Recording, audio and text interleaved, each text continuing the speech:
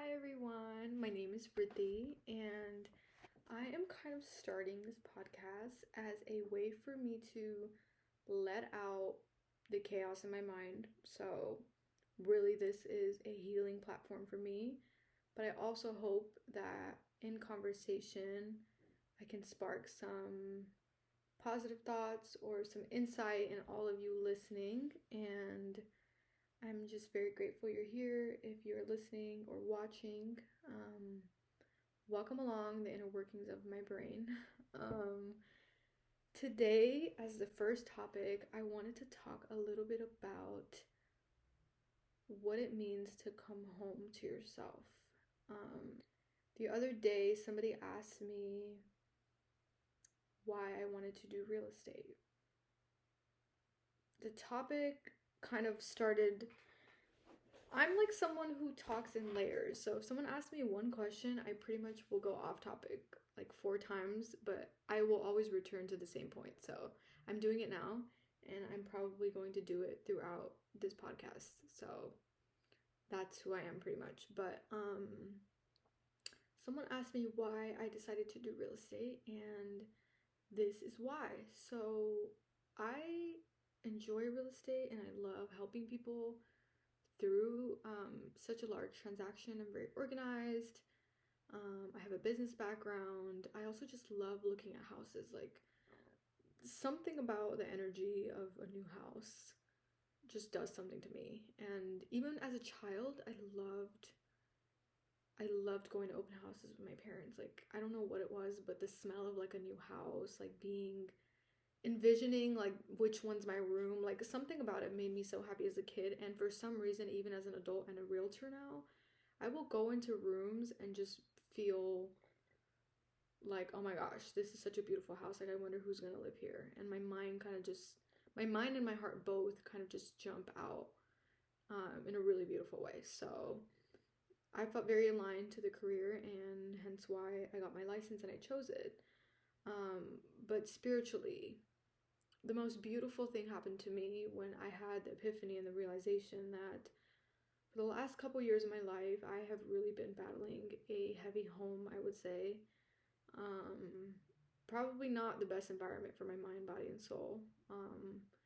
And I have been healing a lot of trauma, I would say. I've been healing a lot of family trauma and trauma related to the home and the house and family and topics of that nature. We can get into that on a different day.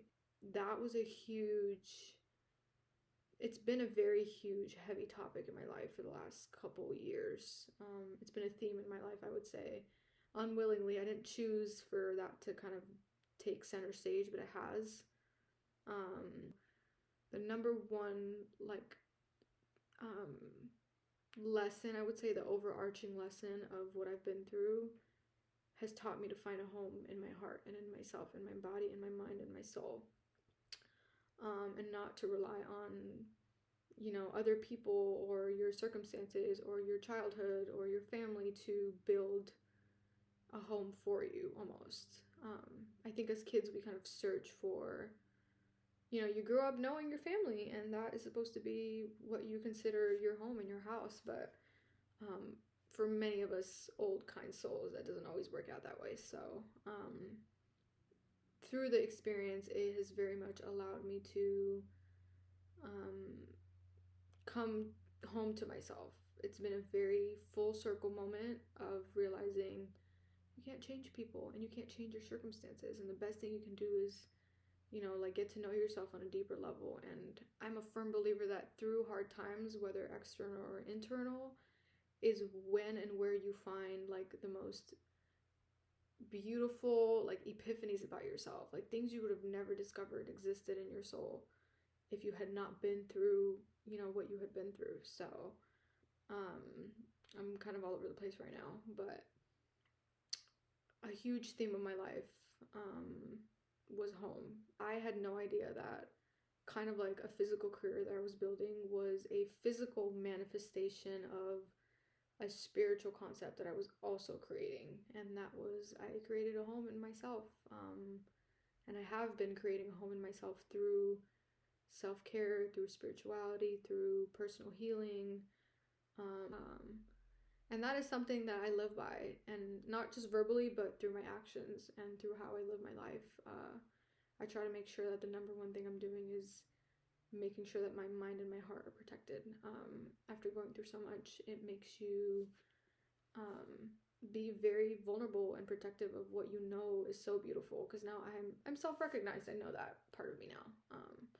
And so it's a very long way to say that that is why I am currently a realtor, and I do just love helping people, and I'm a people person through and through, and I'm able to kind of connect with humans on that level and kind of know what they're thinking almost. And obviously just helping people buy and sell houses is just so much fun and stressful, but it very much can be a great time for me. So that's the physical part of it, but a lot of people don't know the mental and the spiritual part of it, and kind of just let people experience me and experience my heart, and the way I show up for them, whether it's in real estate or whether it's in my personal life or it's my friends or just someone who's listening to me. The way I carry myself is very, very valuable and important to me, because I am doing it for the younger version of me who needed someone like me to be there. And I am very proud to say that I'm now at the age where I know that I don't have to look outside of me to find what feels like safety, what feels like love, what feels like things that we think of when we think of the word home. And yeah, the question was, what does it mean to come home to yourself? And through the story, I kind of answered it, but the answer is that question's answer is dependent on who you are, because coming home to yourself, there's not a calculation for it and there's not a formula for it. Only you know what it feels like to come home to yourself, and I think that's what makes it very special and very beautiful. But for me, coming home to myself feels like liking the things I liked when I was a kid without shame, finding moments of self-discovery are huge for me, realizing what I like to do, knowing you have your own back when things get hard, when you have a hard day, you realize that you're not picking up the comforting things that you used to pick up. You're picking up, like a book, or you're picking up yourself. You're looking within to see what is it that I love so much. And you're looking, when times get hard, you're looking for yourself. You're seeking self. That to me is the epitome of coming home to yourself. Because when you are in dark times, you look for a safe space, aka a house. And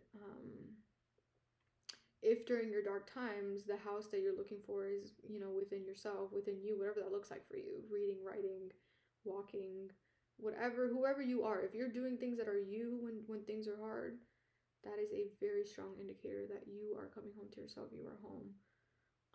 Feeling connected to your inner child, knowing what people you want to be around, taking care of your body, exploring your passions, and taking care of yourself monetarily, physically, emotionally. I will say that in my experience, I was not able to find that feeling until I went through difficult times, which is why I'm a firm believer that we don't, going through hard times makes you very grateful for going through said hard times after the storm has passed. Because you realize how, the person you become through what you've gone through is the biggest gift of them all. And that feels like being able to know yourself and meet yourself, this new version of you that's emerged, but low key was there all along. Like, that's kind of who you were when you were a baby, right? But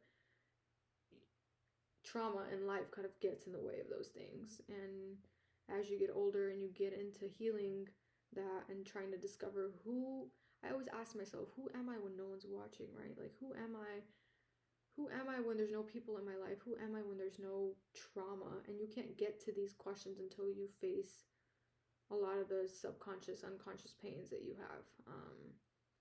But it allows you to meet yourself on a deeper level. Think of it in a way, you have a friendship or a relationship and you're frustrated that you can't open up to someone, right? Like, why don't they want to hear about my day? And why why don't they want to hear about every little part of me? And most of the time we know it's because the other person's, scared of vulnerability. They're not a safe space for you to open up. And that can cause a lot of pain. So in the same way, think of your older self and your younger self having that same conversation where your younger self is almost, you know, wanting to ask you questions like, why aren't we reading? I like to read. Like, please, let's read, And the older version of you is just kind of shooing her away, like, stop it, I'm busy right now, right?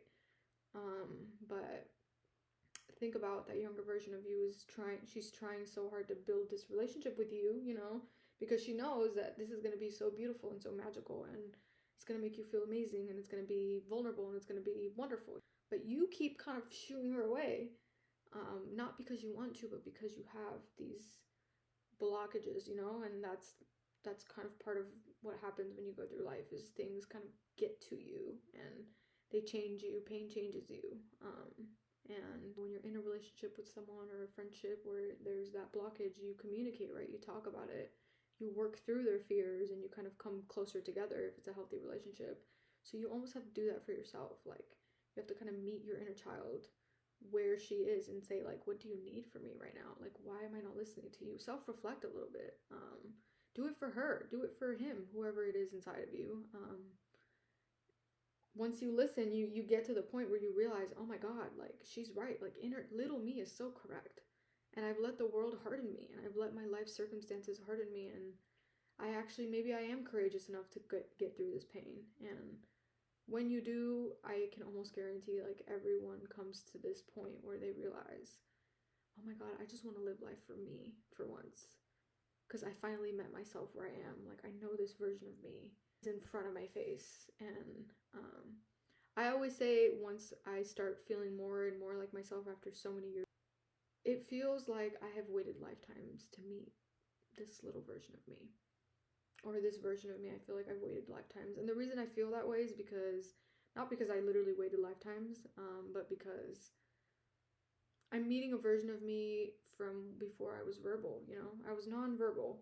And I'm coming home to her, and that, there's just no feelings, there's no words to really describe how that feels, because she wasn't verbal, It's just almost like a feeling. And it feels like pure joy and pure bliss, and I wish that for all of you.